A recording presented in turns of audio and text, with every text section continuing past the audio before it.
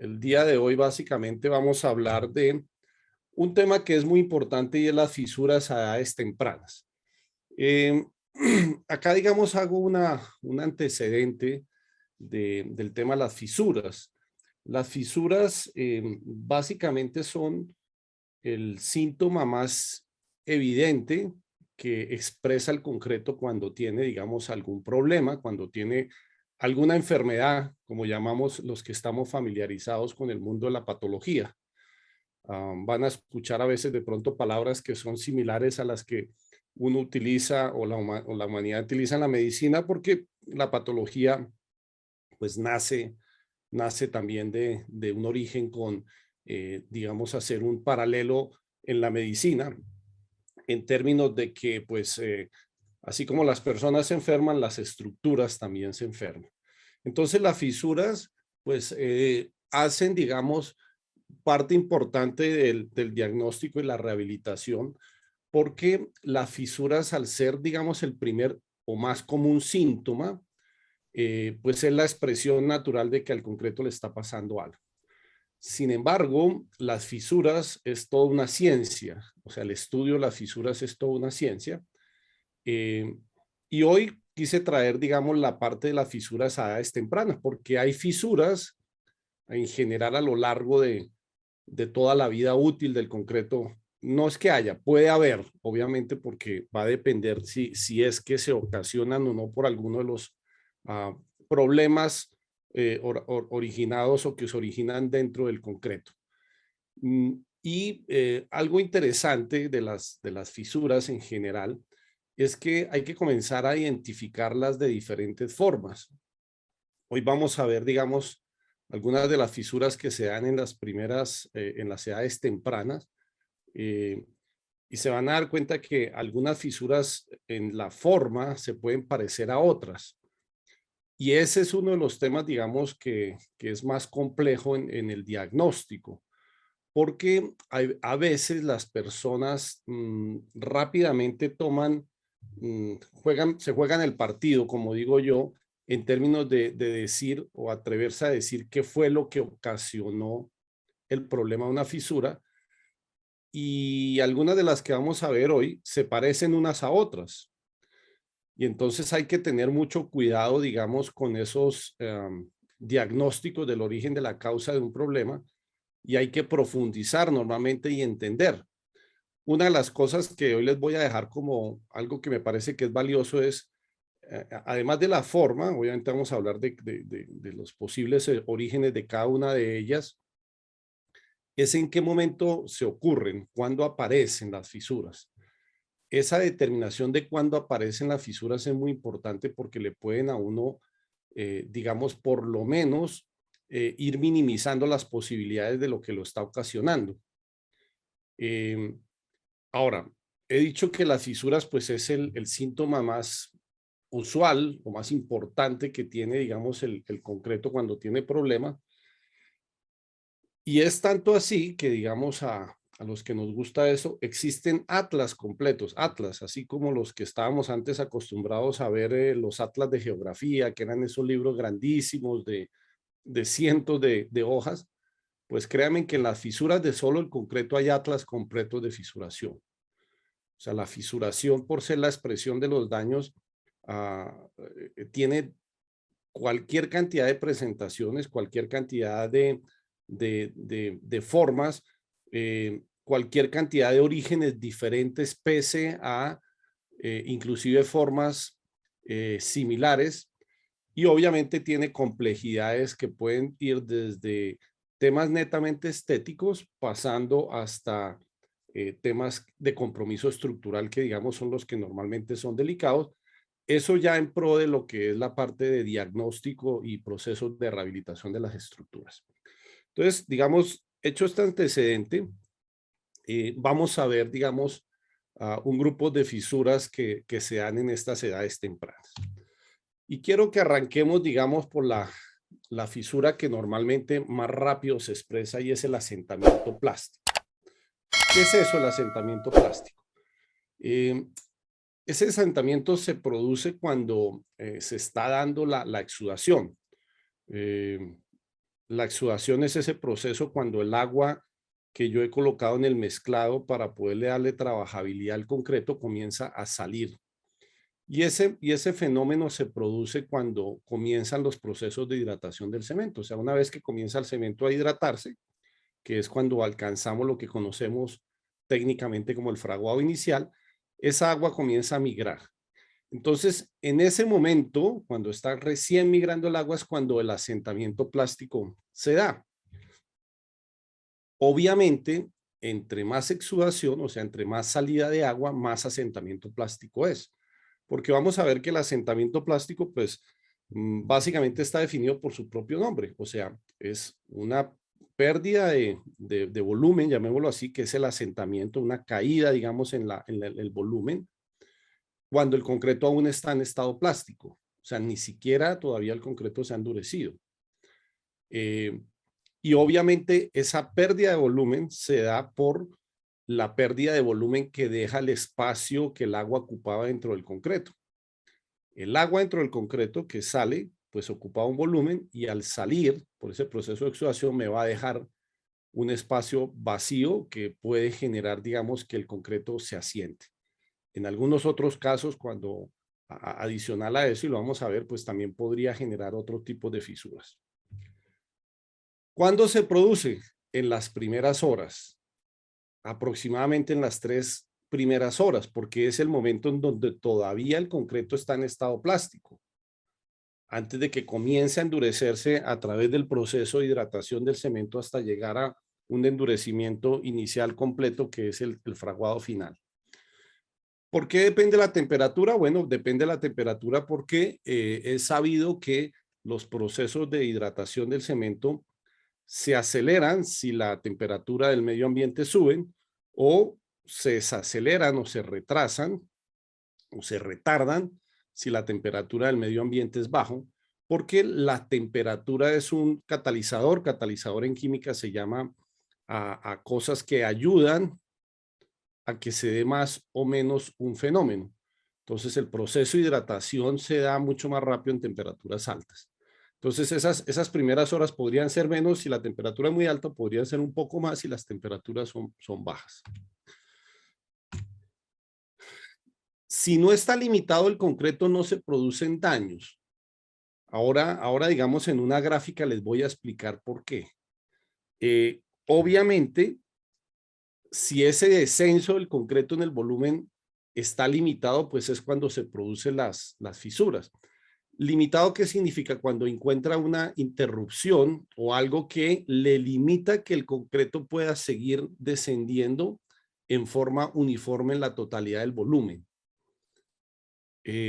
Insisto, estos dos por ahora, mírenlo así como una parte textual, ahorita en la gráfica lo vamos a entender más fácil. Son fisuras amplias, o sea, amplias significa que son de longitudes importantes, son poco profundas, no son fisuras muy profundas y sin trascendencia estructural.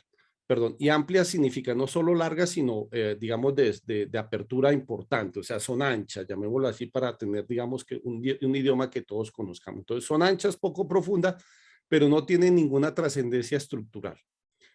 Eso, digamos, pues, en términos normales podría dar un parte de seguridad, pero ahora voy a explicar que podría complicar otras cosas del concreto. Entonces, ¿qué es lo que pasa? Miremos aquí en este gráfico. El concreto yo inicialmente lo tengo, digamos, aquí a este nivel en donde están las líneas punteadas que estoy yo señalando.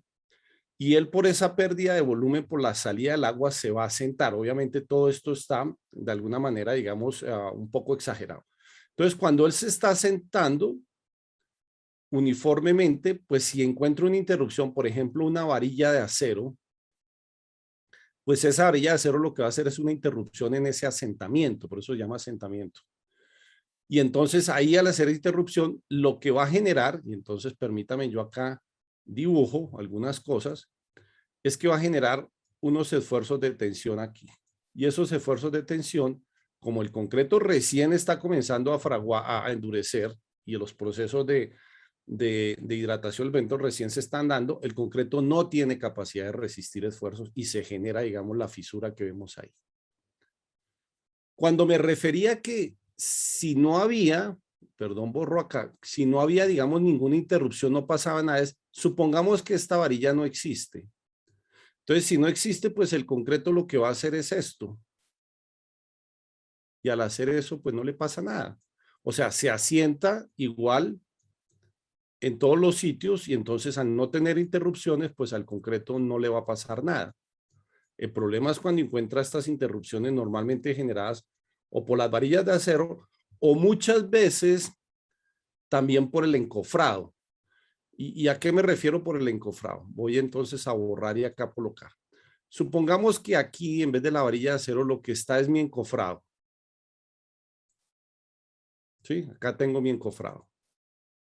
Entonces, ¿qué es lo que sucede? Pues aquí hay una interrupción porque acá hay una fuerza, digamos que en todo caso hay una adherencia por fricción en esta zona que hace que no baje el concreto, digamos, naturalmente como está bajando, digamos, al otro costado. Y entonces se va a generar una fisura. Es posible que cerca al encofrado, pues la fisura tenga, digamos, alguna separación o alguna inclinación. Entonces, el concreto tiende a bajar, a perder volumen. Como decía yo, pierde más volumen entre más agua pierda, por eso entre mayor exudación, mayor asentamiento plástico y se da por interrupciones. Estas interrupciones normalmente también tienen algunas complejidades. Cuando digo complejidades es que podría darse que lo que conocemos como el recubrimiento, que es el espesor que le está en el diseño que uno debe de respetar entre el acero de refuerzo y la superficie, cuando el espesor es menor al de diseño, pues entonces la varilla queda muy cerca. Y quedando muy cerca, pues se produce el fenómeno.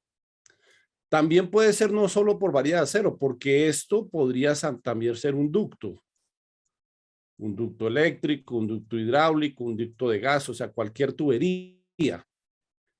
Entonces, cualquier interrupción que digamos, genere oposición a ese asentamiento en forma uniforme del concreto, me puede generar esas fisuras de asentamiento plástico. ¿Ok?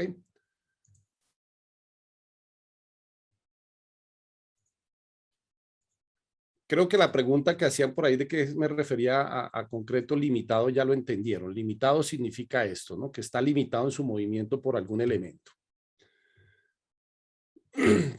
Entonces es lo que sucede normalmente cuando el acero de refuerzo se marca. Si yo tengo acá muy poco recubrimiento, si esta varilla está muy cerca aquí y fuera de eso el concreto tiene exceso de agua y se asienta mucho, pues lo que va a hacer es que se va a marcar, mire, como se ve aquí en el gráfico y miren acá en la fotografía. Entonces básicamente yo lo que veo es que está marcado perfectamente el acero de refuerzo.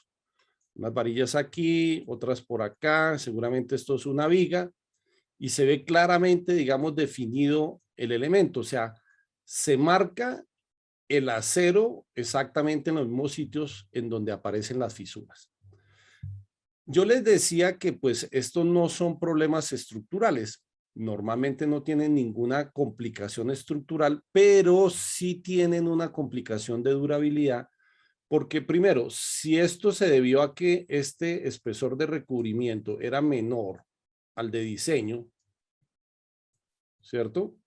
Eso quiere decir que está muy expuesto. Y fuera de eso, si encima le dejo una fisura, el problema es que voy a tener problemas de durabilidad. Porque entonces los agentes agresores, sobre todo al acero de refuerzo, van a ingresar y van a poder generar procesos como la corrosión, por ejemplo, en el acero de refuerzo. ¿Ok? Muy bien, entonces, este, digamos, es el primer caso que es el que se da más rápido, ¿cierto? Por eso decía yo que eran en edades jóvenes, en edades iniciales. Luego tenemos la retracción plástica, que aquí, digamos, comienza un juego de palabras porque acá es asentamiento y acá retracción y a veces la gente confunde las dos cosas. Se produce entre la primera y la sexta hora de colocación del concreto. Obviamente cuando todavía está en estado plástico, porque normalmente más o menos hasta las 6, 8, 9 horas, dependiendo del tipo de concreto y de las condiciones ambientales, es que se termina el proceso de fraguado final. O sea, hasta ese momento, cuando se endurece el concreto, todavía está en estado plástico. Sin embargo, dése cuenta que se prolonga más en el tiempo. El otro era en las 3 primeras horas, acá es desde la primera a la sexta. Aquí comienza ya a haber una posible traslapo, ¿no? Porque digamos, entre la segunda y tercera hora podría darse las 2 y uno podría confundirse. ¿Dónde se da normalmente? En elementos que tienen grandes áreas superficiales respecto al volumen. Eso quiere decir pavimentos y losas, en donde el área superficial expuesta respecto al volumen es una relación alta. En una columna, pues esa relación es muy baja porque el volumen, el área superficial expuesta con respecto al volumen total es bajísimo. En una viga, pues no es tanto porque digamos el volumen en todo caso es importante con el área, pero en un pavimento, en un piso, en una losa, pues es donde usualmente se da la retracción plástica.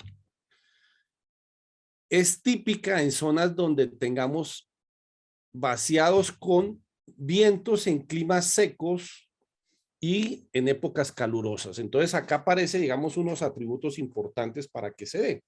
Des en cuenta que en el otro hablábamos de la temperatura, pero la temperatura incidía era en que si se daba más rápido o más lento el proceso de fraguado. Pero aquí sí estamos hablando que para que se den las retracciones plásticas necesito combinación de cosas. ¿Qué cosas? Que haya vientos, que el clima sea seco, o sea, que la humedad relativa sea baja y que haya temperatura. Entonces, esos son 3 fenómenos que ya podría yo también comenzar a identificar. Si yo en la zona tengo esto y me aparecen unas fisuras en elementos como pavimento y losas, podrían ser de retracción plástica, ¿cierto? Además se agravan por un mal curado. Acordémonos que el curado inicia más o menos cuando termina el fraguado final. Entonces debería estarse haciendo por aquí como a las 6 horas, 7 horas, cuando yo comienzo, digamos, a colocar una capa superficial de sello al concreto para evitar que el agua de hidratación del cemento se salga.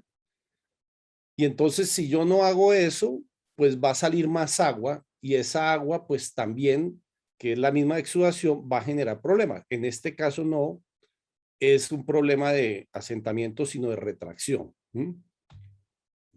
Entonces, mira, acá estaba el traslapo que yo les decía. Entonces, tenemos un traslapo porque las primeras horas es asentamiento plásticas, las siguientes son asentamientos de retracción plástica, perdón, fisuras de retracción plástica. Y esas son las únicas que se dan en el primer día. Y aquí también es un llamado a atención interesante, ¿sí? O sea, las primeras 24 horas solamente se presentan estos dos tipos de fisuras. Ahora, que esto puede ser un poco más o un poco menos, sí, puede irse a 8 horas, 9 horas o puede ser 5 horas, va a depender de la calidad del concreto, la temperatura de los materiales, la temperatura del medio ambiente, las condiciones ambientales, todo eso incide, pero después no. Y aquí comienza uno, digamos, a tener guías, ¿sí? Porque cualquier fisura que aparezca después de esto ya no es estas dos, porque ya no estoy en estado plástico. A partir de que termino el fraguado final, ya estoy en estado endurecido. Entonces también ya le da uno una guía de saber cuál podría ser el tipo de fisura y qué lo puede haber ocasionado si es que se dio en esas primeras horas. Entonces son fisuras normalmente aleatorias, poco anchas, poco profundas, como acá las que ustedes ven, o sea, en direcciones en cualquier lado. Estas son muy usuales cuando no tenemos viento, o sea, cuando tenemos problemas de baja humedad relativa, temperaturas altas y mal proceso de curado inicial. Entonces se fisura, digamos, en diferentes direcciones. Y tengan presente estas fisuras porque más adelante vamos a ver unas muy parecidas, pero no son de origen igual. ¿Ok? O también pueden ser fisuras paralelas, así como está en el gráfico y así como vemos aquí, que todas están orientadas en el mismo sentido. Y entonces aquí el fenómeno es debido a que la combinación tiene la ecuación adicional del viento. Entonces, normalmente lo que vamos a encontrar es un viento en esta dirección y en forma perpendicular, hay el secado de la superficie y aparecen las fisuras. Entonces, esas son fisuras debidas a retracción plástica. Retracción plástica, la retracción se debe, digamos, en principio, a lo mismo que ocasiona el asentamiento plástico, y esa es la salida en exceso de agua. ¿Sí? Y esa salida en exceso de agua se vuelve más complicada cuando tengo obviamente baja humedad relativa, porque entonces el medio ambiente le quiere robar agua al concreto, cuando tengo calor porque hay mayor proceso de evaporación, y cuando tengo viento pues que superficialmente seca más rápido y hace que el agua salga más rápido. Entonces el fenómeno, digamos, es el mismo. O sea, el fenómeno, digo yo, de la ocurrencia de las fisuras es porque al salir el agua genera unos esfuerzos de tensión o de tracción, que el concreto no está preparado y aparece, digamos, la fisura. ¿Ok? Entonces ya vamos en dos. A ver, Frankie dice, ingeniero, ¿y el aditivo que se aplica en una losa techo que actúa como una membrana podría ayudar como agente para evitar la fisura? Me imagino que el aditivo que estás diciendo es un curador químico. Si es un curador químico, sí, Frankie, desde que lo utilices en el momento oportuno y lo apliquen bien. O sea, yo, y bueno, los que han estado en algunas clases conmigo de misma patología o de control de calidad, pues hago mucho énfasis en el curado. Yo soy un amante que se cure con agua, pero no significa que sea la única forma de curar. Yo puedo curar con los agentes químicos que hoy en día se producen, que son buenos, pero primero es que lo tengo que hacer a tiempo y segundo que lo tengo que aplicar bien, ¿cierto? Martín pregunta, ¿las fisuras se podrían provocar por carbonatación del concreto? No, Martín, normalmente la carbonatación no produce fisuras. La carbonatación es un proceso que se da con el tiempo, en donde hay un cambio en el pH debido a unos procesos por el ingreso del CO2 del medio ambiente, pero normalmente la carbonatación por sí no produce fisura. Lo que pasa es que la carbonatación lleva a que el concreto, a que el acero de refuerzo tarde que temprano le dé corrosión, y la corrosión sí es la que produce fisuras. ¿Ok?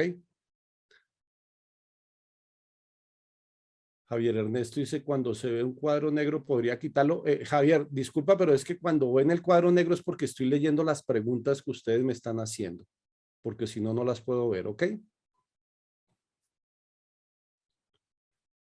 Muy bien. Entonces sigamos con otras fisuras. Avancemos. Y entonces aparecen las de contracción térmica inicial. Las dos anteriores eran en estado plástico, ¿cierto? Pero aquí ya comienza cuando se produce el proceso de hidratación del cemento. La hidratación del cemento produce una reacción exotérmica, o sea, genera temperatura. Y al generar temperatura, eh, produce lo que conocemos como el calor de hidratación. ¿Qué es lo que sucede? Ese calor de hidratación se tiene que disipar. ¿Y dónde se disipa? A través de la superficie del concreto, transmitiendo, haciendo una transferencia de temperatura hacia el medio ambiente. Esa producción de calor de hidratación, pues normalmente se da debido a la cantidad y al tipo de cemento, porque como es producido por el proceso de hidratación del cemento, pues está directamente relacionado con él. A mayor cantidad de cemento, pues mayor proceso de hidratación, y a mayor proceso de hidratación, mayor calor de hidratación. Pero en los tipos de cemento también, porque tenemos diferentes tipos de cemento. En algunas otros, ustedes habrán acompañado en algunas clases de otras, pues hablamos de los tipos de cemento. Hay unos cementos que producen más o menos calor de hidratación. Pero digamos, el calor de hidratación depende mucho de eso, de la cantidad y el tipo de cemento o la calidad del cemento. Y entonces el riesgo potencial de esto se da entre el primer y quinto día de edad. Entonces, mira, acá aparece un dato nuevo, ¿cierto? Ya yo podría identificar que esta fisura, si me aparece entre primero y quinto día, podrían obedecer a contracción térmica. ¿Sí? Entonces, al obedecer a contracción térmica, un segundo por ahí, creo que hay un micrófono abierto. Ya, creo que ya lo... entonces, ya cuando estoy en el primer día, después de las primeras 24 horas, pues ya estoy en estado endurecido, ya no estoy en estado plástico. ¿Ok? A ver, creo que había una pregunta, perdón. Gustavo, ingeniero, una duda. Sí, ¿cuál es la duda, Gustavo?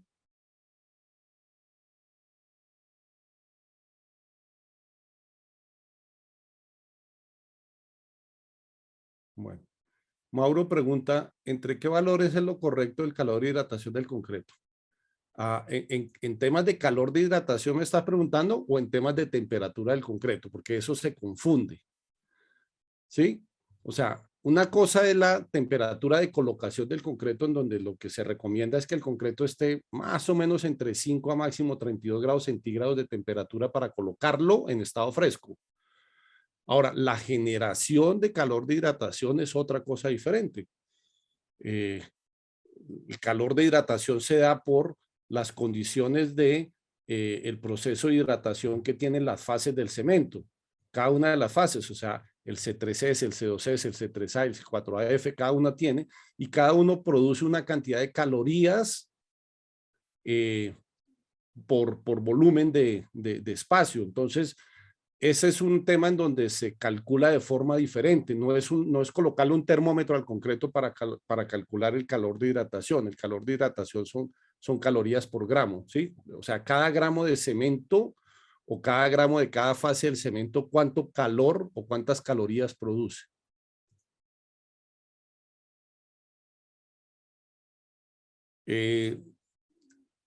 No tengo, Mauro, el valor exacto de cuáles serían los rangos ahorita del calor de hidratación.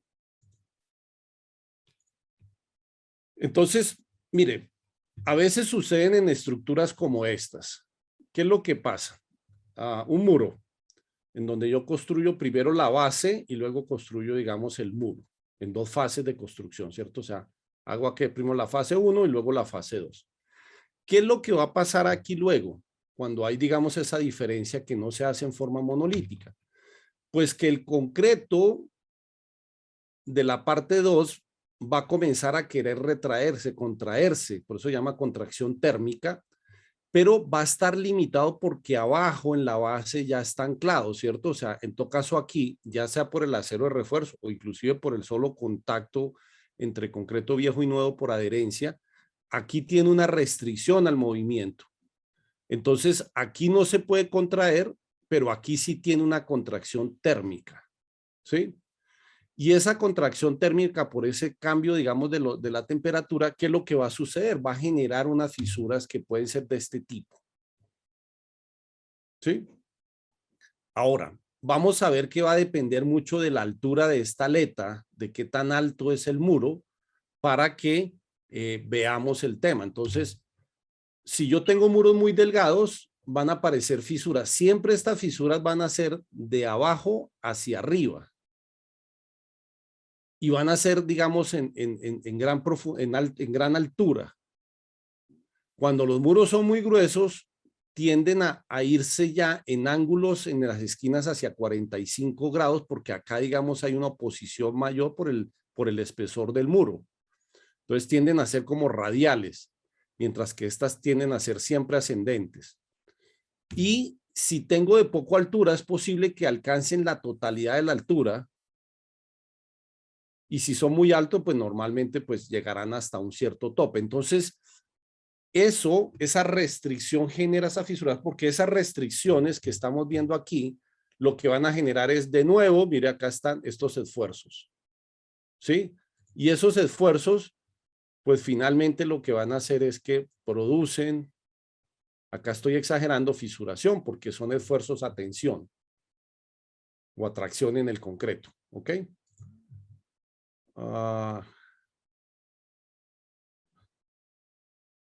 Zulmi pregunta, una consulta, ¿las fisuras verticales en muros reforzados para un reservorio antes de la prueba hidráulica, a qué se deben?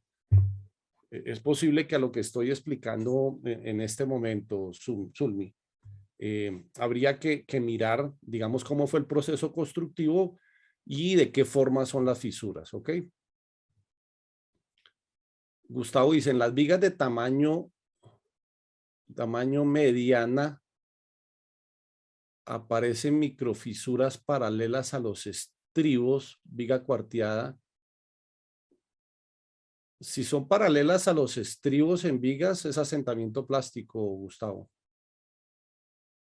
Habría que mirar si se están dando en las primeras 3, 4 horas. Pero normalmente si son totalmente paralelas o encima de los estribos, pues seguramente son asentamiento plástico.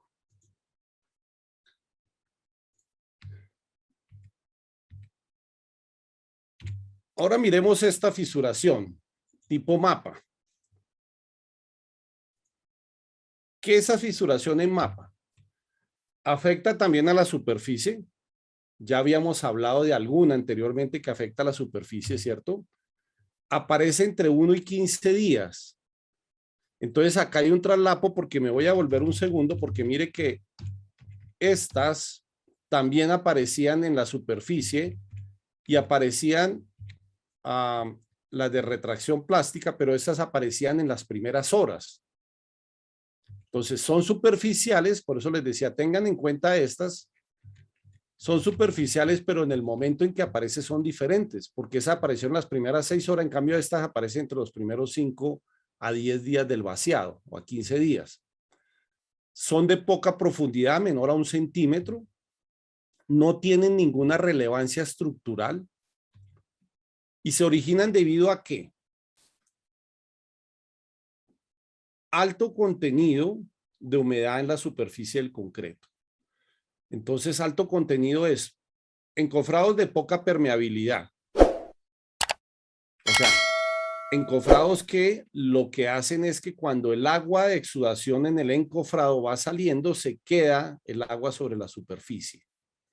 O cuando hago superficies con exceso de fratazado, de llanado, o sea, de que le ponen mucha llana, sobre todo esa llana de madera, que le dan y le dan y le dan y le dan los maestros a veces para que se luzca, para que se vea muy bonito, pero es que cuando uno hace eso con las llanas, lo que hace es que obliga a que el agua de la mezcla de concreto se vaya hacia arriba, porque realmente lo que está haciendo ahí uno es un proceso de segregación. La segregación, recordemos que es la separación de partículas por diferentes densidades. ¿Qué es el elemento del concreto que tiene menor densidad? El agua. Entonces, en la medida en que yo le genere mucho, hago que el agua salga a la superficie. ¿Y qué es lo que va a pasar? Si eso sale a la superficie, la relación agua-cemento de la superficie va a ser mayor a la relación agua-cemento del resto de la masa del concreto. Y todos conocemos la ley de Abrams que dice que a mayor relación agua-cemento, menor resistencia, ¿cierto? Ahora, tengo esa relación agua-cemento muy baja, muy alta, perdón, y si además, o sea, tengo mucha agua en la superficie, porque lo que he hecho es sacar el agua hacia arriba, y si además tenemos una humedad relativa baja, pues esa agua se va a secar rapidísimo. Entonces, el mismo fenómeno de pérdida de volumen por salida del agua se va a dar, pero por eso es que es de poca profundidad, porque solamente va a ser en la superficie. Y se da en los primeros días, no en las primeras horas. Y entonces, mire, se genera, por eso se llama en mapa, pero mire que estas fisuras de esta foto podrían ser muy parecidas, perdón, me devuelvo de nuevo, podrían ser muy parecidas a estas fisuras de esta foto. ¿Dónde me podría a mí dar una guía de que no es retracción plástica o si es retracción plástica o no es una fisuración en mapa o si es una fisuración en mapa? En el momento en que se da. Las primeras se dan en las primeras 6 horas, estas segundas se dan después del primer día e incluso hasta 15 días después. Claro, como toda la mayoría de las fisuras, sobre todo las de estado endurecido, o sea, las que vimos anteriormente más esta, se agravan si yo tengo un mal proceso de curado, porque un mal proceso de curado pues significa además una humedad relativa baja. O sea, no le estoy colocando nada que selle. Estas, por ejemplo, también pueden aparecer incluso así yo haga un buen curado, por ejemplo, con un curador químico.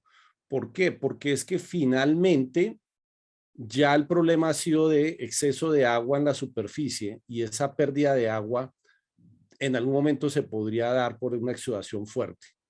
Entonces, a veces inclusive podría llegar a darse incluso teniendo un curador, porque acordémonos que el curador no es que haga que el curado no es que el agua entre, sino que lo que está dentro salga, pero si el agua ya está afuera porque está en la superficie, pues va a ser difícil, digamos, poderla mantener.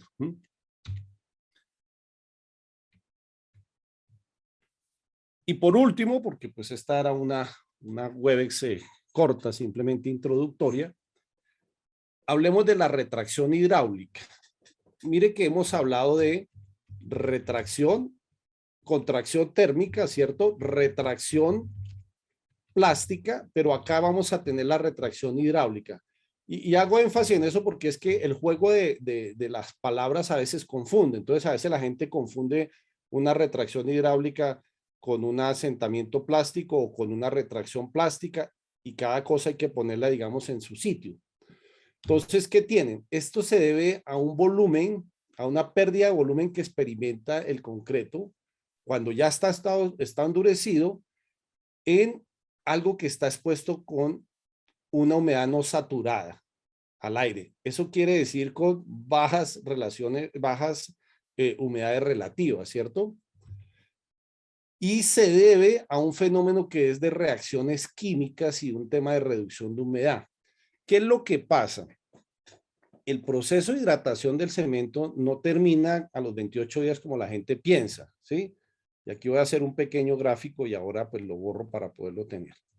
Entonces, nosotros estamos acostumbrados que conocemos nuestra curva de evolución de resistencia así y nos hemos acostumbrado que nos especifican el F' sub C a los 28 días.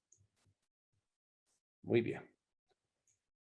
Pero sobre todo dependiendo del tipo de cemento, pero en general todos, pero hay unos más que otros, esto no es que para aquí. Esta curva puede seguir evolucionando en el tiempo. Y puede seguir evolucionando en el tiempo porque los procesos de hidratación se siguen dando.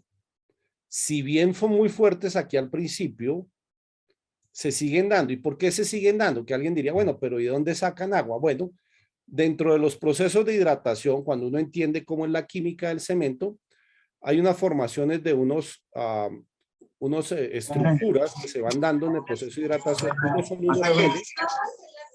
Sí, un ¿Sí? ratito, me falta todavía. ¿Alguna inquietud? Ya.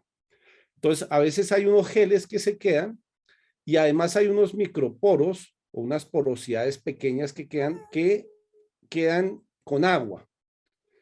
Y esa agua sigue reaccionando con el cemento que todavía no ha hidratado o con los materiales cementantes que todavía no se han hidratado totalmente.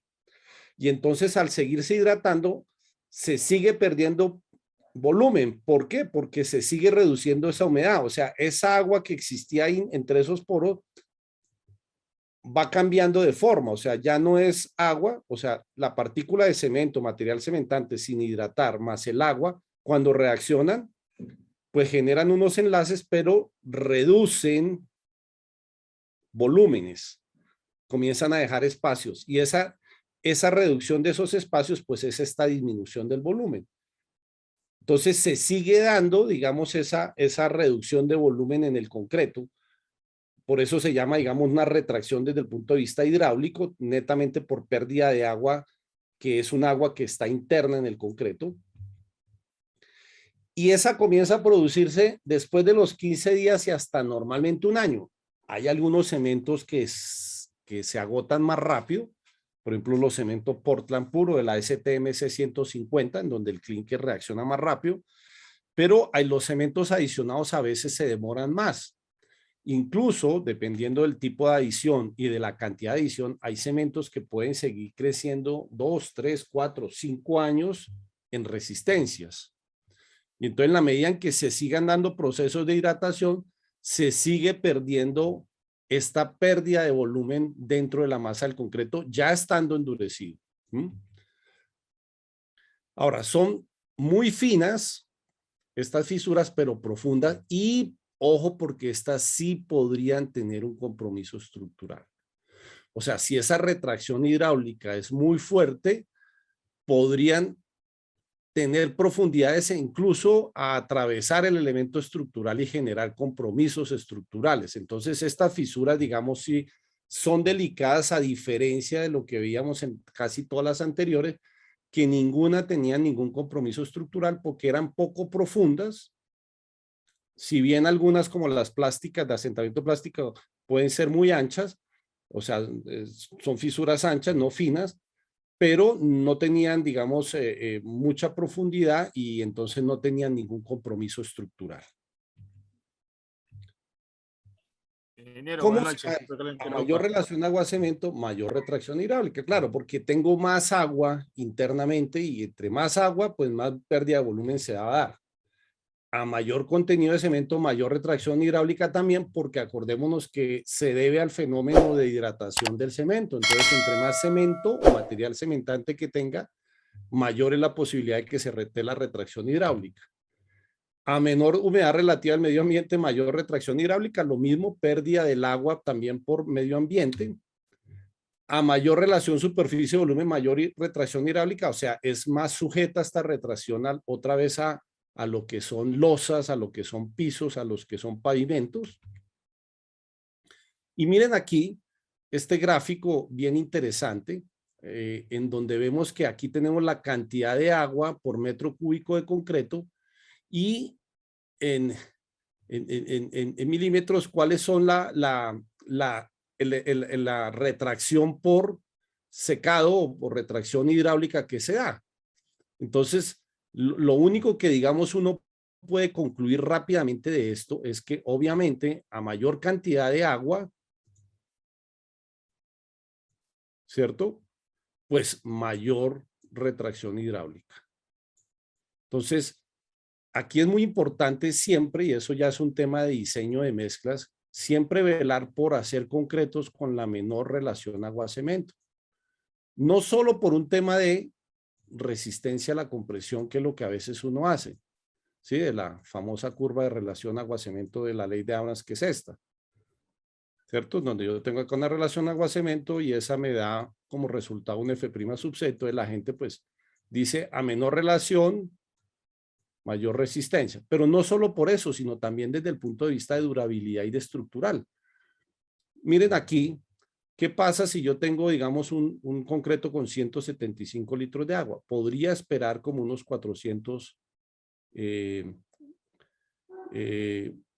millonésimas de milímetros de retracción hidráulica. Pero mire que si le subo 50 litros y me voy a 225, esto se puede ir casi al doble. O sea, ojo, no es lineal, ¿sí ve? O sea, realmente no es una curva, no es algo lineal, ¿no? Porque aquí solamente estoy incrementando algo así como el 25% de agua, pero la retracción se está aumentando al doble.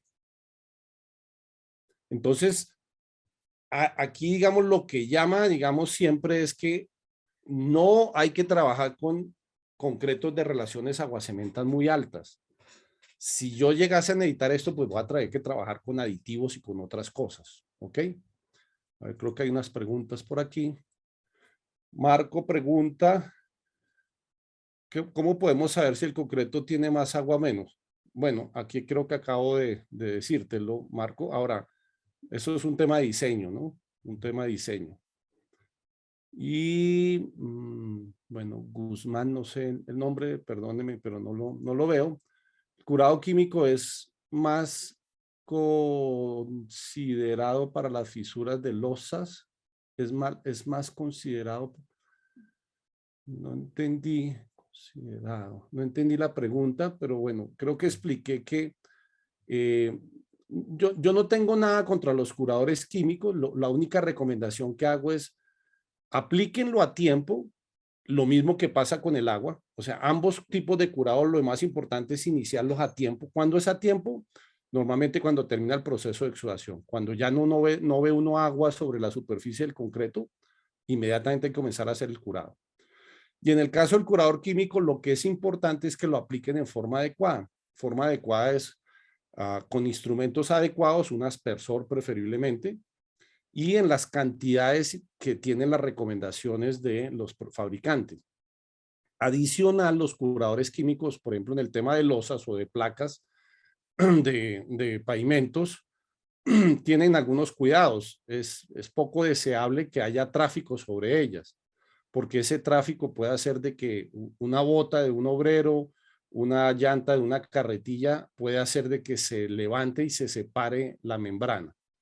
Entonces, lo único que yo digo es, el curador químico son buenos, pero hay que saberlos aplicar y tener los cuidados, ¿ok? Elvis dice, ¿cómo, ingeniero, para reducir la relación agua-cemento tendríamos que aumentar el cemento? No necesariamente, Elvis, podemos hacerlo con la utilización de aditivos, por ejemplo.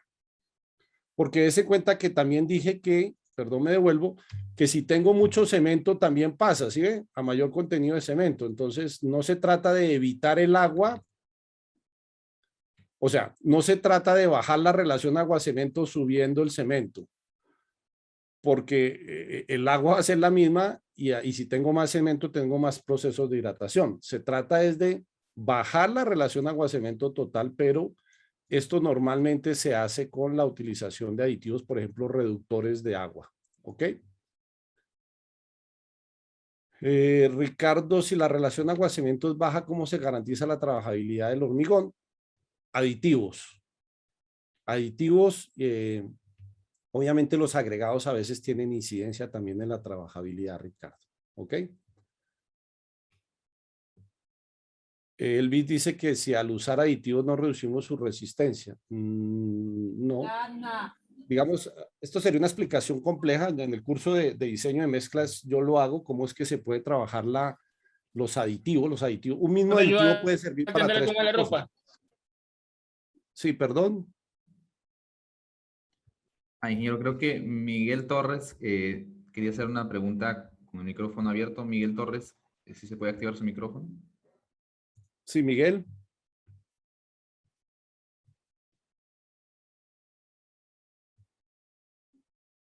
Bueno. Entonces yo les decía, pues un mismo aditivo lo puedo utilizar para tres propósitos diferentes. Ahí es que saberlos entender y utilizarlos, ¿ok? Mauro dice, o sea que si en un tarrajeo se agrega mucho cemento, también se produce fisuración. ¿Y cómo se evita esto? Lo que pasa es que un tarrajeo no es un concreto. Un tarrajeo es un mortero. Un tarrajeo es un mortero en donde tengo agua, cemento y arena.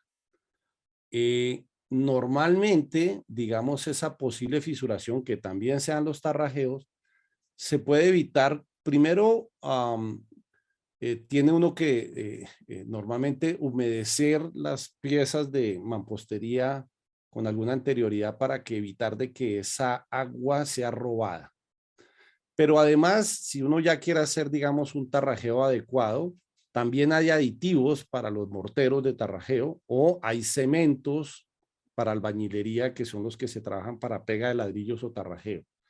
Normalmente, o el aditivo de esos cementos lo que tienen es unos componentes que hacen que se mejoren las características que son diferentes a las del concreto, que en el caso del mortero son normalmente dos propiedades muy importantes, que una que se llama retención de agua, que justamente es para evitar eso, de que el agua salga rápido del mortero y se produzca una fisuración, y otra es un tema de absorción, y es la capacidad que ese mortero entre en las unidades de mampostería, en los poros de las unidades de mampostería, y haga que, digamos, se genere esa pega, ya sea en el tarrajeo o ya sea en la pega de unidades de mampostería, ¿ok? Elvis dice, en los casos de los sulfatos, ¿cómo podría darse solución en los casos que las sales hayan afectado al concreto? No, si ya la afectaron, hay que hacer procesos de rehabilitación. Y eso va a depender de las condiciones, Elvis, de en qué grado de afectación esté y cuáles sean las condiciones. Hay muchas formas de rehabilitar, ¿ok? Entonces, un poco para ir cerrando, pues lo único que quería dejarles es estas fisuras en edades tempranas. Yo llamo edades tempranas a 1 año. ¿Por qué 1 año? Porque es que pues uno diseña concretos para 20, 30, 50, 100 años, ¿cierto? 1 año pues es edades tempranas.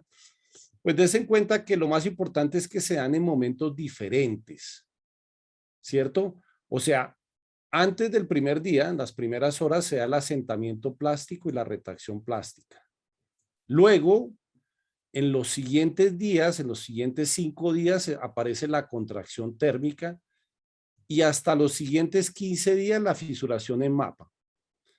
Mientras que a partir de los 15 días, y aproximadamente, eso no es estricto, más o menos hasta el año, la retracción hidráulica.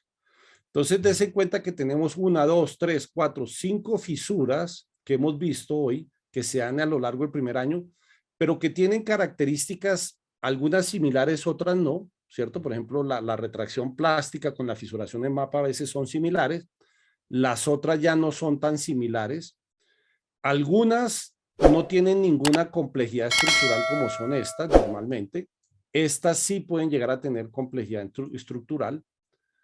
Y definitivamente en el momento en que aparecen le dan a uno una indicación de cuál puede haber sido el tipo de fisura y cuál es el probable origen de esas fisuras. ¿Ok? Eso luego va a ser importante si es que yo necesito hacer un proceso de rehabilitación. Bueno, con esto pues quiero terminar la presentación del día de hoy. Creo que hay algunas preguntas, voy a revisarlas. Es posible, y perdónenme que lo diga, es posible que haya unas preguntas que vaya a contestarlas muy rápido porque no tienen nada que ver con el tema. Y entonces, al no tener nada que ver con el tema, tendría que hacer toda una explicación para que entendieran de pronto alguna parte de las respuestas, como por ejemplo la de Elvi referente al tema de los sulfatos. Ayalco pregunta, ¿el vibrado del concreto qué tanto influye en evitar las fisuras? A ver, lo único que puede darse con el vibrado del concreto es que, acordémonos que el vibrado del concreto, incluso hay una norma que la gente la desconoce. El vibrado del concreto no se trata ni de vibrar mucho ni de vibrar poco, sino vibrar lo que necesariamente es. Porque si yo vibro muy poco, es posible que no genere lo deseado del vibrado, que es que las partículas del concreto se acomoden y se compacten, sobre todo retirando el aire que queda atrapado naturalmente por el proceso de mezclado y transporte y colocación. Y eso podría, un déficit de vibrado podría, por ejemplo, generar las famosas cangrejeras, ¿cierto? Ahora, un exceso de vibrado, entonces es mucha energía y entonces se va al otro lado y sí podría, hay algo, de alguna manera, generar problemas de fisuras, por ejemplo, como las de tipo mapeo. ¿Por qué? Porque estoy haciendo que se segregue el concreto, tanta energía hace que se segregue el concreto y es posible que las partículas más pesadas se vayan hacia abajo y definitivamente el agua hacia arriba.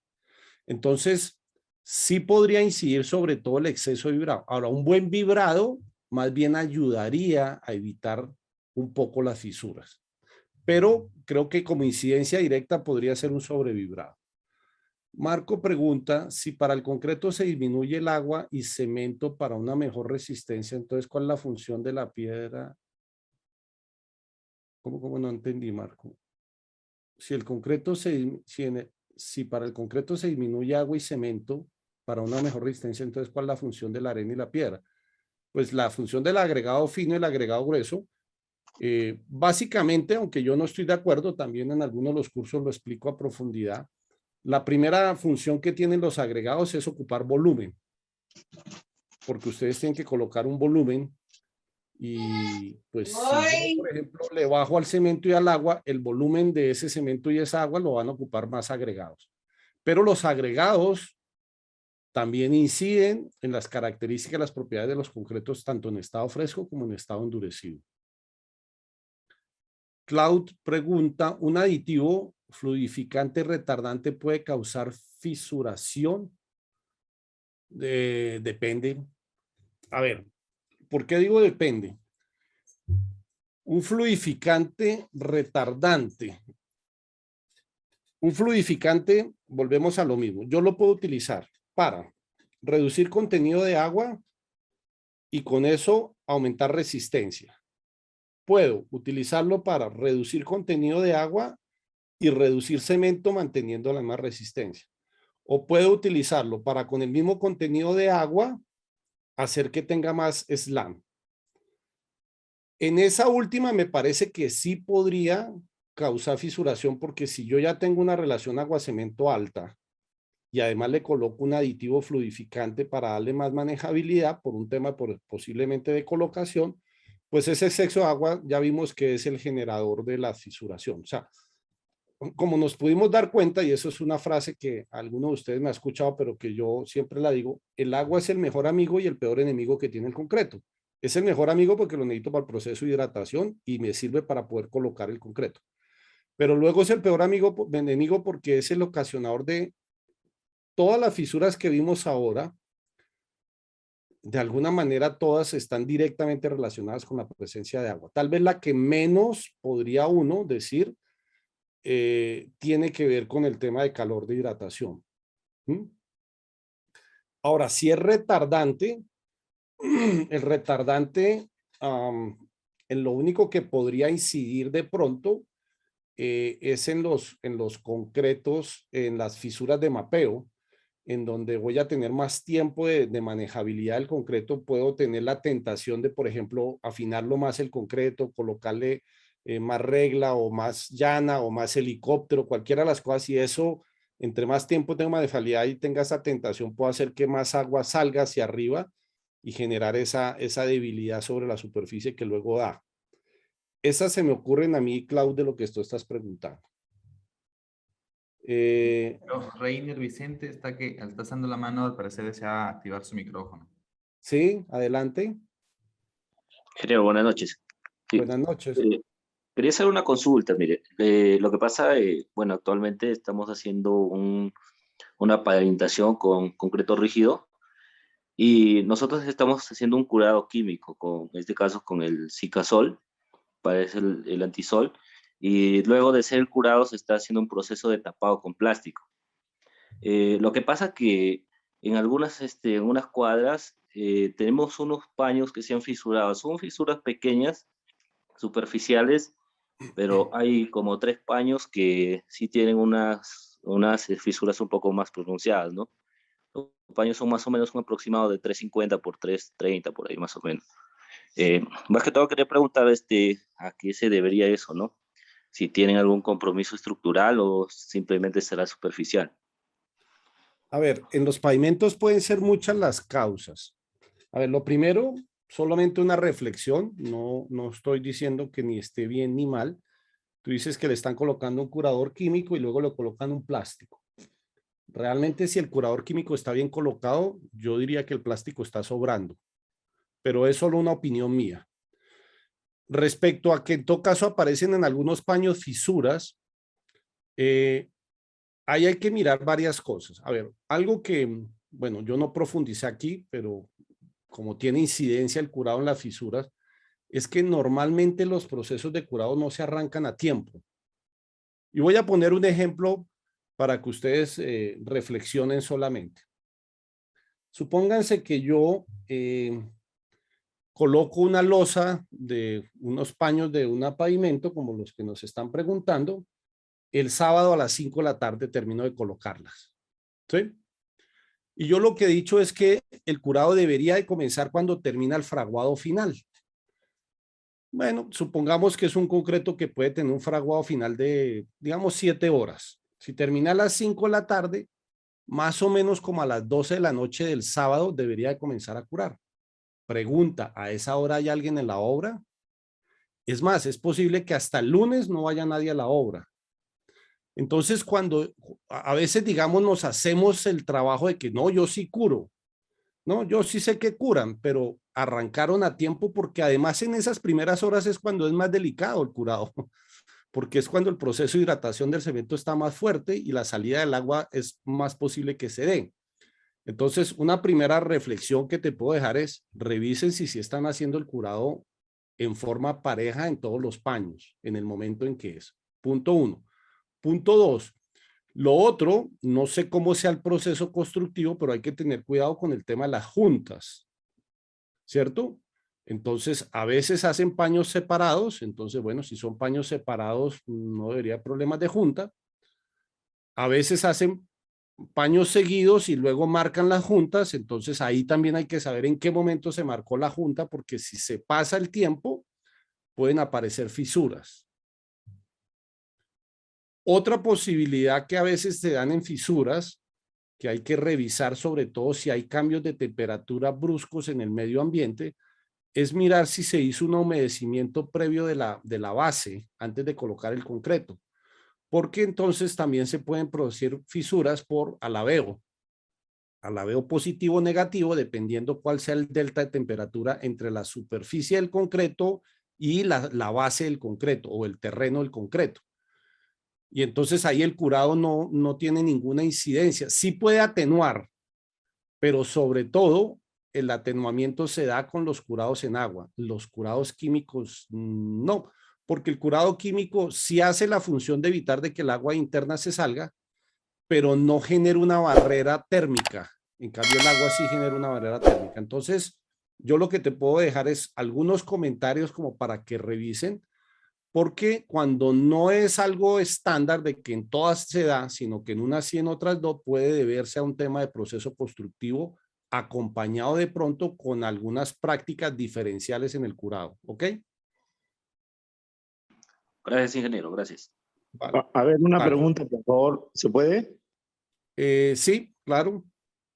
Ya dígame, por ejemplo, en el concreto premezclado, acá en Lima, habiendo una diversidad de material como es la arena, la piedra, el cemento, ¿no?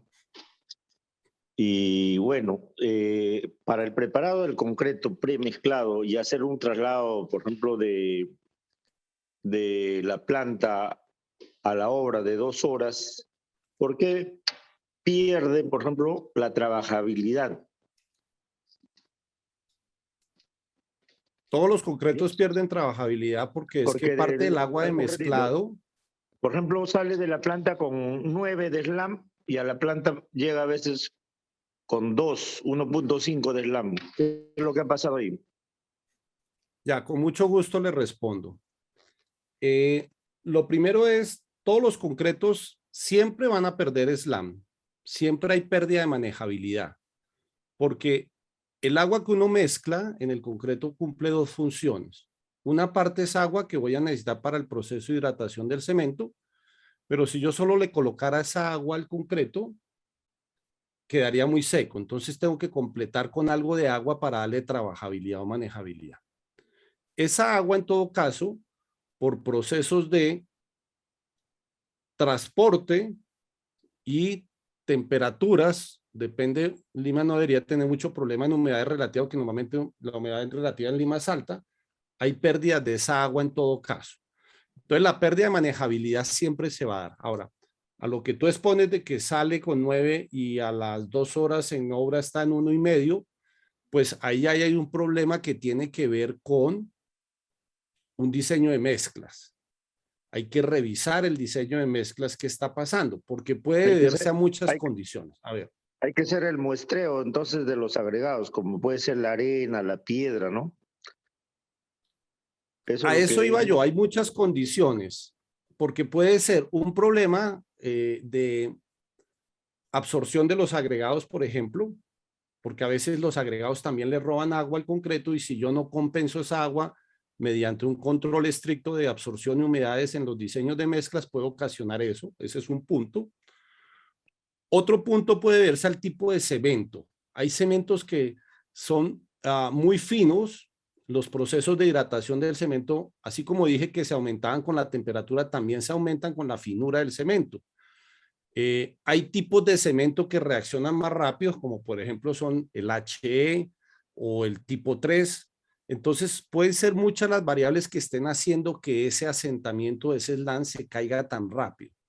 Pero definitivamente es un problema que se debe de poder resolver entendiendo el origen del problema y solucionándolo a través del diseño de mezclas. Dígame, para continuar y darle una solución concreta al respecto. Dígame, No por creo ejemplo, que pueda darle una solución concreta, simplemente unas recomendaciones.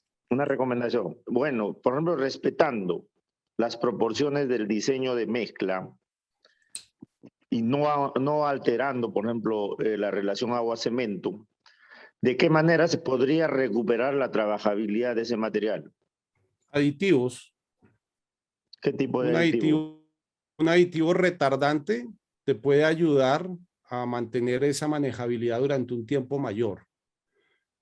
Cuando uno tiene desplazamientos largos o cuando tiene procesos constructivos muy lentos debido a la forma de construcción, por ejemplo, cuando va a hacer columnas muy esbeltas, que el proceso constructivo es muy lento y lleva uno un volumen importante, lo que uno puede hacer es que a través de un aditivo retardante de fraguado le puede mantener la trabajabilidad. Hay otros aditivos, eso depende de cada casa de aditivos.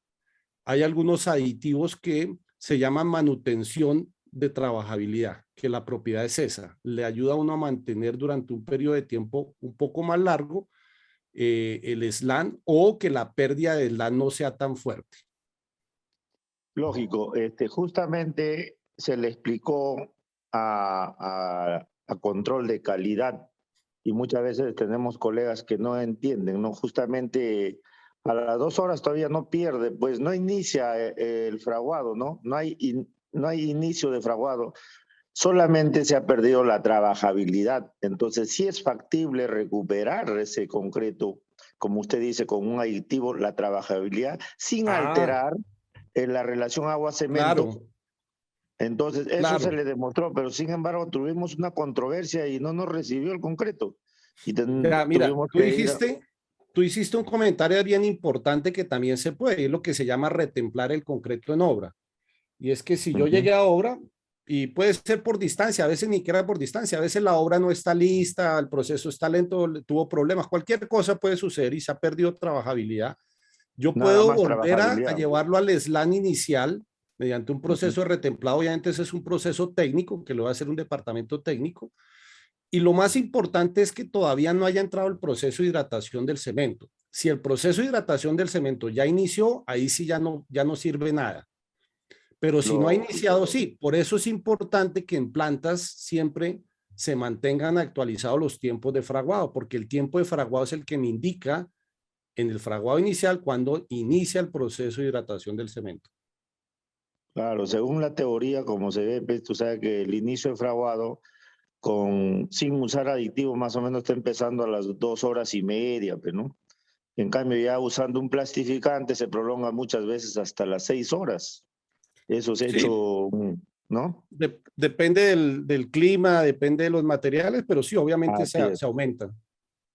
Y otra cosita, ingeniero, por ejemplo, Sí, te vamos a agradecería suponer, que cerráramos la última pregunta porque tengo 9 preguntas de compañeros tuyos ahí ya pendientes. correcto, pero es una ilustración muy buena de lo que estamos conversando porque esa es la duda que existe en todo el mercado. Nosotros justamente estamos tratando de hacer un muestreo de todos los agregados que existen en Lima.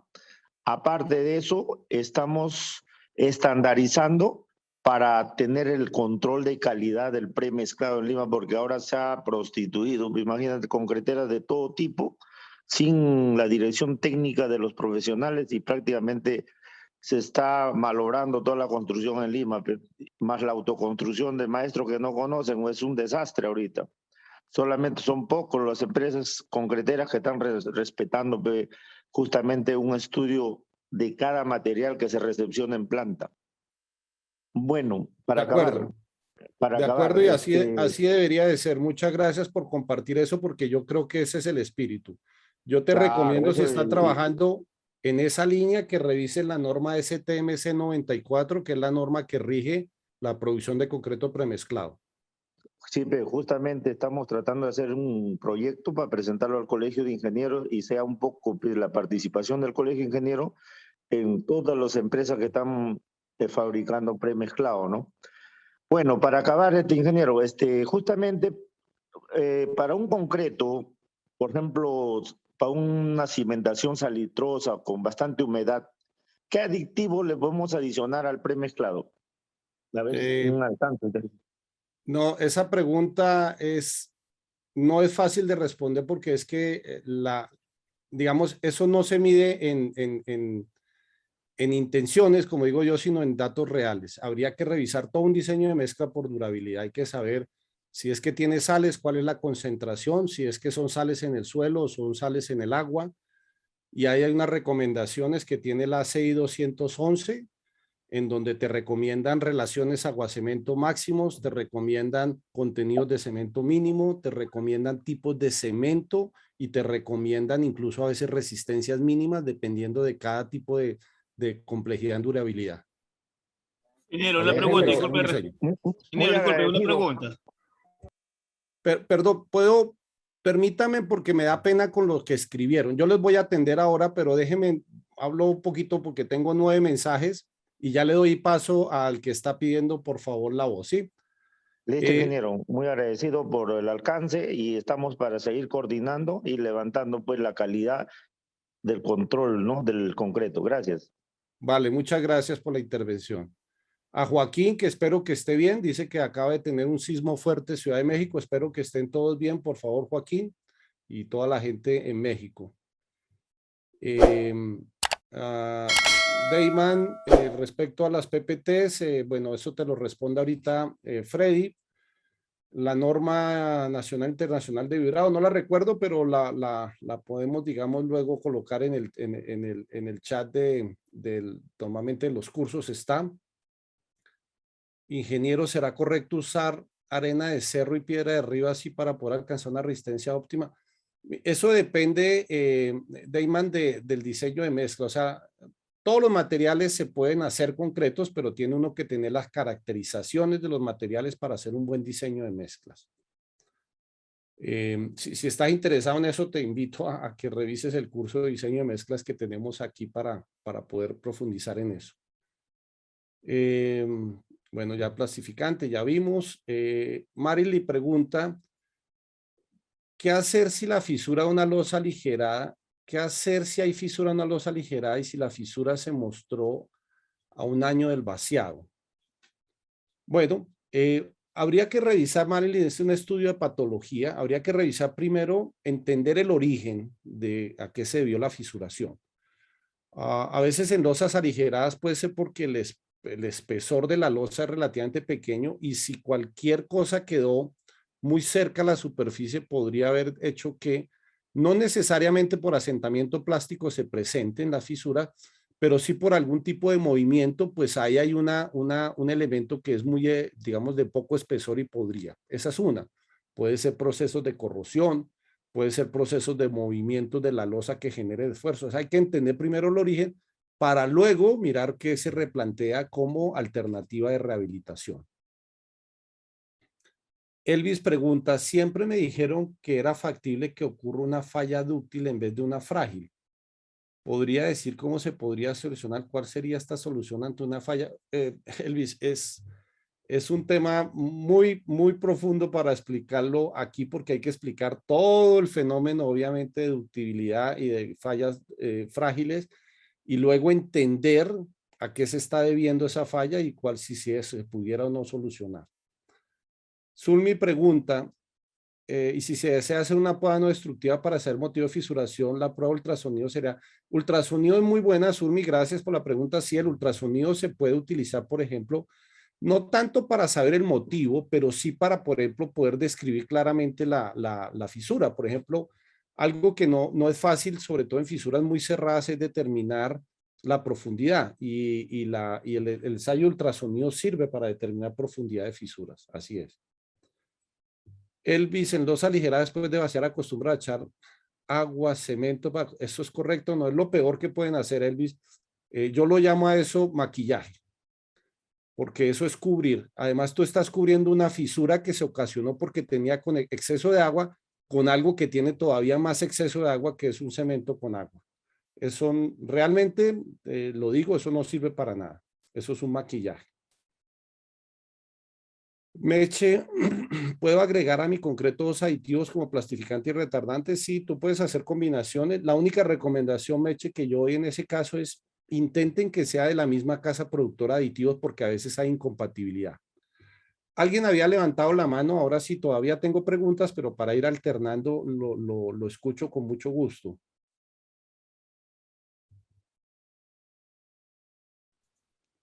Buenas noches, ¿puedo hacer una pregunta? Sí, Iván, buenas noches. No soy Iván, pero... Saúl en quisiera este hacer- caso. Sí. Disculpe, Este, Saulo. gracias.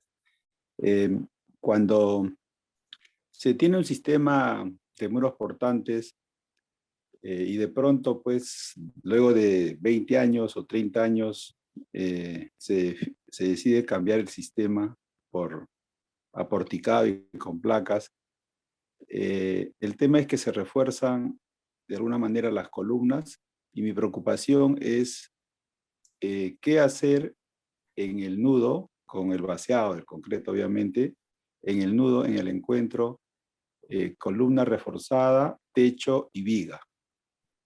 Le agradecería alguna sugerencia. Sí, mira, ese es un tema interesante. De nuevo, es una respuesta compleja. Obviamente, el cambio, digamos, de un sistema estructural obedece a una revisión normalmente que debe partir de todo un estudio de vulnerabilidad estructural. Eh, una de las cosas que debe traer esos estudios de vulnerabilidad es la pregunta que tú estás haciendo, y es que el ingeniero estructural no solamente debe proponer la solución estructural, sino que debe dar los detalles de la parte constructiva que es esencial en esos cambios, llámese por un cambio de la estructura o llámese por un reforzamiento, porque a veces esas uniones no son tan sencillas como tú estás preguntando de hacer, ¿cierto? Digamos, en el plano y en la estructura funciona muy bien, pero en la ejecución a veces no es tan sencillo de realizar. Entonces se necesita que venga acompañado de detalles. Hago algunos comentarios solamente de algunas experiencias, pero eso va a depender, insisto, de cómo sea concebida la estructura nueva.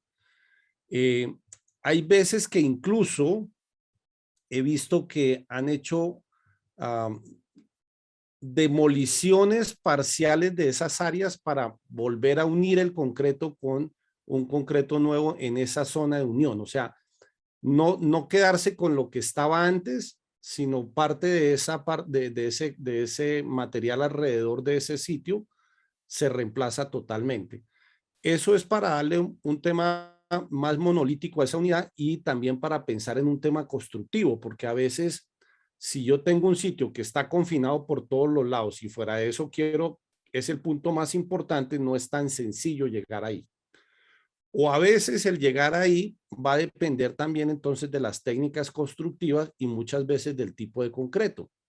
Entonces ahí cuando es sitios en donde no es fácil, por ejemplo, el vibrado, porque tengo espacios confinados, mucho acero de refuerzo, etcétera, etcétera, a veces, digamos, se utilizan combinaciones, primero de materiales epóxicos para garantizar pegas entre materiales de diferentes edades y adicional, a veces también utilización, por ejemplo, de concretos autocompactados, que son concretos que, digamos, solo se consolidan para garantizar, digamos, que quede bien densificado el concreto en esa área. Pero no es una pregunta sencilla de resolver. Cada caso, cada sitio puede tener consideraciones diferentes. Lo único que sí te puedo decir es que debería, es mi opinión, debería de ser casi que una obligación, por no decir que una obligación del ingeniero estructural, dar los detalles constructivos también, que es algo que a veces se olvida. Solamente se entrega el plano y cuando se deja la interpretación al constructor, pues hoy en día la tendencia mundial es que los constructores tradicionales no hacen reforzamientos porque no saben. Son dos técnicas totalmente diferentes. Las técnicas constructivas para reforzamientos son muy diferentes a las técnicas constructivas tradicionales y lo que se ha encontrado es que muchas veces el intentar llevar técnicas constructivas tradicionales a reforzamientos genera más problemas que soluciones. Eso es lo que te puedo, digamos, comentar sobre el caso que estás exponiendo. Muchas gracias, mi estimado Jairo. Y para finalizar, siempre he tenido una duda. Sí, Saúl. A veces se da la situación de que se vacía, pongamos, un concreto de 210 o 280 y de pronto hay un cambio, vaya a saber, ¿no? Baja a 210 o pueda subir a un concreto mayor. ¿Cómo se podría promediar el concreto general, ¿no? Por cuestiones de tener un valor, ¿no? Que ya no sería ninguno de ellos, ¿no? ¿Se puede dar Sí. esa situación? Sí, mira, el ACI 318 y también el Reglamento Nacional de Edificaciones especifica cómo se hace la valoración para aceptación del concreto.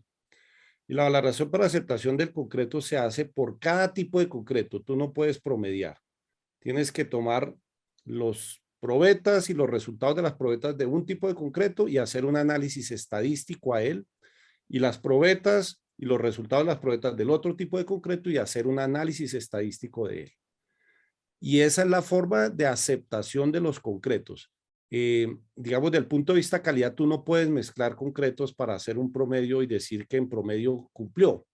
Yo acá, y perdóneme, voy a hacer un chiste cortico de que hace muchos años me contaron cuando hablábamos de los promedios, porque los promedios esconden cosas. Un empleado fue a pedirle a su jefe aumento y durante muchos días estuvo argumentándole por qué necesitaba el aumento, que porque había subido el costo de vida, que porque le dijo entrar a la universidad, que porque había comprado un carro, que porque había comprado... Y el jefe siempre le decía que no, que no, que no, hasta que un día el jefe, digamos, se aburrió ya de que le estuviera pidiendo aumento y le dijo, mire, no se preocupe que entre usted y yo en promedio ganamos bien. O sea, los promedios esconden realidades. Entonces no se puede trabajar con promedios. Cada concreto tiene su análisis estadístico aparte. Muchas gracias, Jairo. Muy agradecido. Con mucho gusto. Clau dice, me recomendaron impermeabilizante y un aditivo plastificante para terrenos con salitres. Mira, pues yo, a ver, comienzo con una... Aquí, digamos, si hay alguien de la casa de aditivos, me perdonan, pero yo a veces soy un poco directo en algunos comentarios. Yo, comenzando que no creo en que haya aditivos impermeabilizantes para el concreto. Hay formas de impermeabilizar el concreto que es diferente. Normalmente lo que uno busca es concretos que sean de baja permeabilidad, que es diferente. ¿Por qué podrían haberte recomendado eso? Pues para evitar, digamos, que la migración del salitre o de las sales se dé más rápida. Entonces, digamos, si yo busco un concreto que sea de baja permeabilidad, pues la penetración de esas sales va a ser muy lenta y entonces la afectación hacia el concreto es lenta, lo cual podría, digamos, estar bien. Y un plastificante, seguramente para buscar además que el plastificante lo utilice no para darle manejabilidad, sino para reducir la relación agua-cemento o reducir la cantidad de agua y hacer concretos que sean de mejor densificación. Al final, digamos, entre un concreto, entre menos poroso sea, siempre va a ser más resistente a cualquier agente agresivo. Ahora, ya hemos hablado, esta pregunta ha sido repetitiva, el tema de los salitres se soluciona con muchas más cosas que solamente los aditivos. Wilber pregunta sobre el cemento HE. ¿Puede informar si se ajusta un fraguado rápido? Porque estamos realizando un pavimento rígido donde el tránsito de vehículos no se puede parar por más de 3 horas. Su apoyo con ese detalle. Pues sí, un HE, pues digamos el cemento HE, que es un cemento, digamos, por performance de la norma STM 1157, si la memoria no me engaña, podría ser equivalente a un cemento tipo 3 de la norma STM 150. Ambos son concretos de alta resistencia inicial. Sí podría ayudarte, pero obviamente si no puedes parar más de 3 horas, el solo cemento no te va a ayudar, ¿no? Seguramente vas a tener que utilizar aditivos acelerantes de fraguado y digamos cantidades de cemento importantes para resistencias iniciales. Pero seguramente si te ayudas, habrá que hacer, digamos, el diseño específico para lo que se necesita. Eso en el mundo se conocen de pavimentos de tráficos rápidos como los pavimentos fast track, ¿no? Entonces puedes buscar en la literatura sobre pavimentos fast track y ahí vas a encontrar mucho de cómo se hacen concretos para pavimentos de apertura de rápido, de tráfico rápido. Ahí solo te recomiendo, ahí sí que es esencial el fraguado, el curado. Esas primeras 2-3 horas, sobre todo no porque no alcance la resistencia, sino que si yo no hago un buen curado, la superficie me va a quedar débil y entonces el concreto va a resistir, pero la superficie se te va a desgastar muy rápido. Eduardo pregunta, ¿cuál sería el mejor método de diseño del concreto y qué aditivos debería utilizar en un suelo de relleno? ¿Me puede tener resultados óptimos la construcción de albañilería confinerada? Estás haciendo como 4 preguntas a la vez, Eduardo. A ver, las voy separando. El mejor método de diseño del concreto depende. Hay diferentes métodos de diseño. Si tus agregados cumplen con las recomendaciones granulométricas de la STMC 33, puedes utilizar perfectamente el método del ACI 211, pero si no cumplen, vas a tener que utilizar métodos alternativos. Hay varios. Está el método de Fuller, el método de Volomy, el de Popovic, el de módulo de fineza global.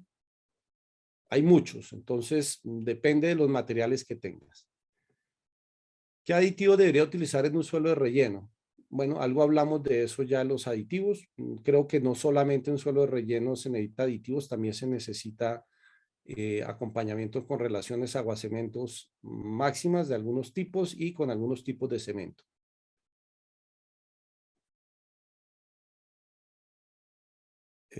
Para construcción de albañilería, bueno, ya toda la parte, digamos, sísmica tiene que venir con el diseño, no con el diseño estructural. Digo, no, el concreto es solamente una consecuencia del diseño estructural. ¿Ok?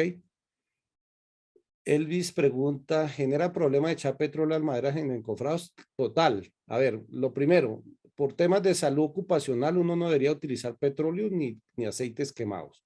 Está prohibido en el mundo por problemas hacia las personas, la salud de las personas. Y segundo es que esos materiales normalmente son altamente repelentes al agua. Entonces es posible que cuando tú le coloques a esos encofrados, cuando quites el encofrado, vayas a encontrar una cantidad de poros en la superficie del concreto debido a esa repelencia de agua que genera el petróleo o que genera los aceites quemados, Elvis. Christopher, mi pregunta, ¿a qué se debe que se pierda trabajabilidad en clima frío? Bueno, digamos, va a ser más lento, pero igual yo dije, el agua en todo caso se pierde. Y se pierde porque se va evaporando, así sea un clima frío, poco a poco.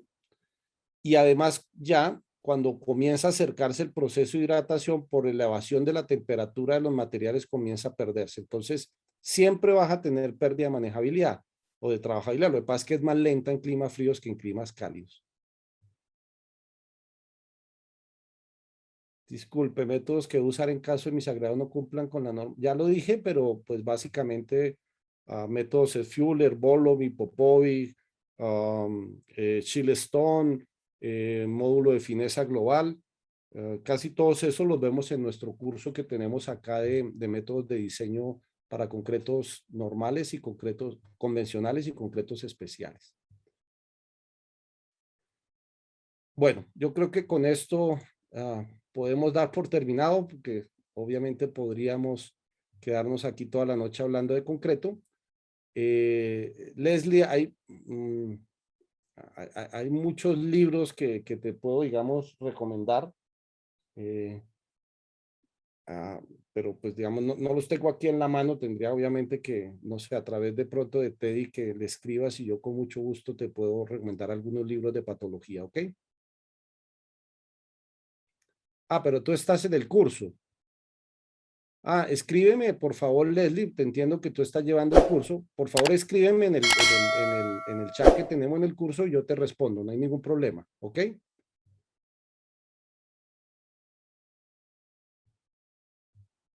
Vale, sí, no, escríbeme, yo te respondo ya con calma, tranquila.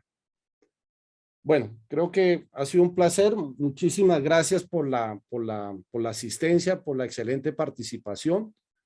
Espero que haya sido de provecho esta introducción a los temas de fisuración que vimos el día de hoy. Y nada, desearles que tengan una excelente noche, que tengan un resto de semana excelente y bueno, cuidarse mucho. Muchas gracias a todos y los esperamos en eventos similares o en los cursos que tenemos en TEDI. Que estén muy bien. Muchas gracias.